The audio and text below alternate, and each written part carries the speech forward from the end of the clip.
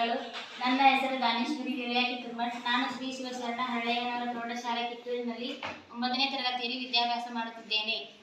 ನಾನು ಒಂದು ಆಯತ. ನನ್ನಲ್ಲಿ ಅಭಿಮುಖ ಬಾಹುಗಳು ಸಮ ಮತ್ತು ಸಮಾಂತರವಾಗಿದ್ದು ಎಲ್ಲ ಕೋನಗಳು ಸಮನಾಗಿವೆ. ನನಗೆ ಒಂದು ಕರ್ಣವನ್ನು ಎಳೆದಾಗ 2 ಸರ್ವಸಮ ತ್ರಿಭುಜಗಳು ಉಂಟಾಗುತ್ತವೆ. ನನ್ನಲ್ಲಿ ಕರ್ಣಗಳು ಸಮನಾಗಿದ್ದು ಪರಸ್ಪರ ಅರ್ಥಿಸುತ್ತವೆ. ಲಕ್ಷಣವನ್ನು ಹೊಂದಿದಂತಹ ನನ್ನನ್ನು ಆಯತ ಎನ್ನುವರು. ಆಯತದ ಸುತ್ತಳತೆ ಉದ್ದ ಆಯತ ಸುತ್ತಳತೆ 2 × L + B. ಆಯತದ ವಿಸ್ತೀರ್ಣ ಉದ್ದ × ಅಗಲ.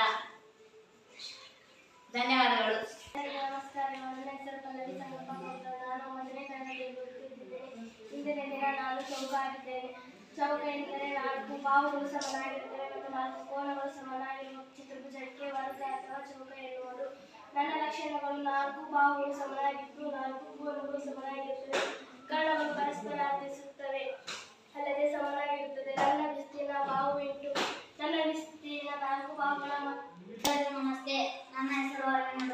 ನಾನು ಶ್ರೀ ಶಿವಶರಣ ಹಳೆಯನವರ ಪ್ರೌಢಶಾಲೆಯಲ್ಲಿ 9ನೇ ತರಗತಿಯಲ್ಲಿ ಓದುತ್ತಿದ್ದೇನೆ. ನನ್ನ ಲಕ್ಷಣಗಳು: ನನ್ನ 4 ಬಾಹುಗಳು ಮತ್ತು 4 ಕೋನಗಳು ಮೊತ್ತ 360 ಡಿಗ್ರಿ ಆಗಿರುತ್ತದೆ. ನನ್ನ ಕರ್ಣಗಳು ಪರಸ್ಪರ ಲಂಬವಾಗಿ ಅರ್ಥಿಸುತ್ತವೆ. ನನ್ನ ವಿಸ್ತೀರ್ಣ. ನಮಸ್ಕಾರಗಳು. ನನ್ನ ಹೆಸರು ಅಂಜಲಿ ನೀಲಪ್ಪ ಮೈಲಾರಿ. ನಾನು 9ನೇ ತರಗತಿಯಲ್ಲಿ ಓದುತ್ತಿದ್ದೇನೆ. ನಾನು ಈಗ ಆಯತದ ಗುಣಲಕ್ಷಣಗಳನ್ನು ನಿಮ್ಮೊಂದಿಗೆ ಹಂಚಿಕೊಳ್ಳುತ್ತೇನೆ. ಆಯತದ ಕರ್ಣಗಳು ಸಮನಾಗಿರುತ್ತವೆ. ಎಲ್ಲರಿಗೂ ನಮಸ್ಕಾರಗಳು. ನನ್ನ ಹೆಸರು ವೀಣಾಪತಿಯಪ್ಪ. ನಾನು ಶ್ರೀ ಶಿವಶರಣ ಹಳೆಯನವರ ಪ್ರೌಢಶಾಲೆಯಲ್ಲಿ 9ನೇ ತರಗತಿಯನ್ನು ಓದುತ್ತಿದ್ದೇನೆ. ಇಂದು ನಾನು ಚತುರ್ಭುಜಗಳಲ್ಲಿ ಒಂದು ಭಾಗವನ್ನು ವಹಿಸಿಕೊಂಡಿದ್ದೇನೆ. ಸಮಾಂತರ ಚತುರ್ಭುಜ. ಸಮಾಂತರ ಚತುರ್ಭುಜ ಎಂದರೆ ಅಭಿಮುಖ ಬಾಹುಗಳು ಸಮ ಮತ್ತು ಸಮಾಂತರವಾಗಿರುವ ಚತುರ್ಭುಜವನ್ನು ಸಮಾಂತರ ಚತುರ್ಭುಜ ಎನ್ನುವರು.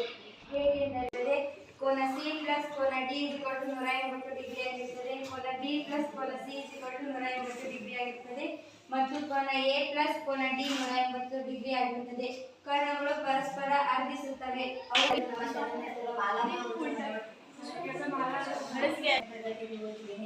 ನಾನು ಆಯತವಾಗಿದ್ದೇನೆ.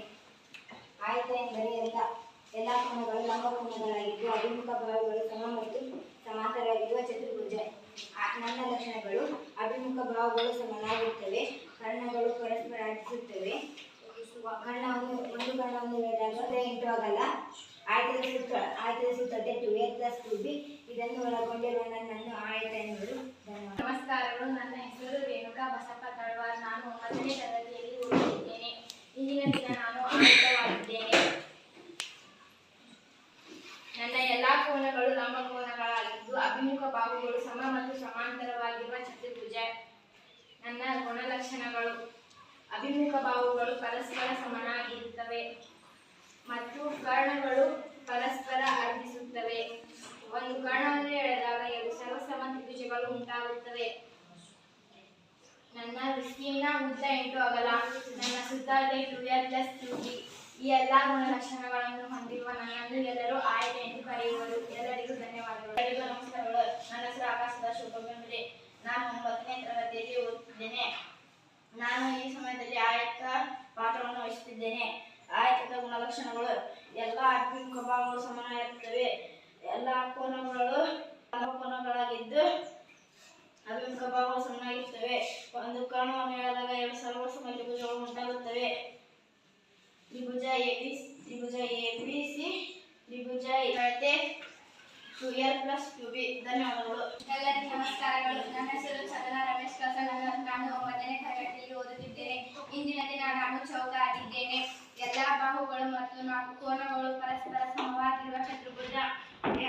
ಈ ಎಲ್ಲ ಬಾಹುಗಳು ಸಮನಾಗಿರುತ್ತವೆ. 4 ಕೋನಗಳು ಸಮನಾಗಿರುತ್ತವೆ. ಕರ್ಣಗಳು ಪರಸ್ಪರ ಲಂಬವಾಗಿ ಅರ್ಥಿಸುತ್ತವೆ ಅಲ್ಲದೆ ಸಮನಾಗಿರುತ್ತವೆ. ನಮಸ್ಕಾರಗಳು. ನನ್ನ ಹೆಸರು ರಾಜೇಶ್ವರಿ ಹನುಮಂತಪ್ಪ ಮಡಿವಾಳ. ನಾನು ಶ್ರೀ ಶಿವಶರಣ ಹಳೆಯನವರ ಪ್ರೌಢಶಾಲೆ 9ನೇ ತರಗತಿಯಲ್ಲಿ ಓದುತ್ತಿದ್ದೇನೆ. ನಾನು ಈ ದಿನ ಚೌಕ ಆಗಿದ್ದೇನೆ. ಚತುರ್ಭುಜದಲ್ಲಿ ಚೌಕ 1.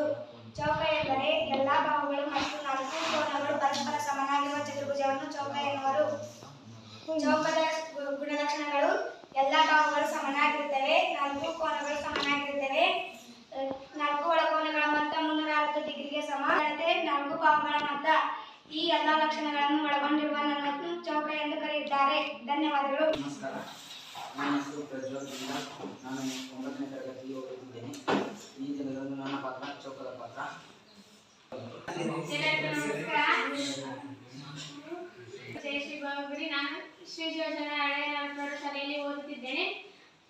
ದಿನ ನಾನು ಚೌಕ ಆಗಿದ್ದೇನೆ.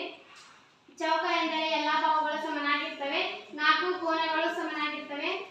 ಚತುರ್ಭುಜವನ್ನು ಚೌಕ ಎನ್ನುವರು. ನನ್ನ ಲಕ್ಷಣ ಎಲ್ಲ ಬಾಹುಗಳು ಸಮನಾಗಿರ್ತವೆ, 4 ಕೋನಗಳು ನನ್ನನ್ನು ಚೌಕ ಎಂದು ಕರೆಯುವರು. ಧನ್ಯವಾದಗಳು.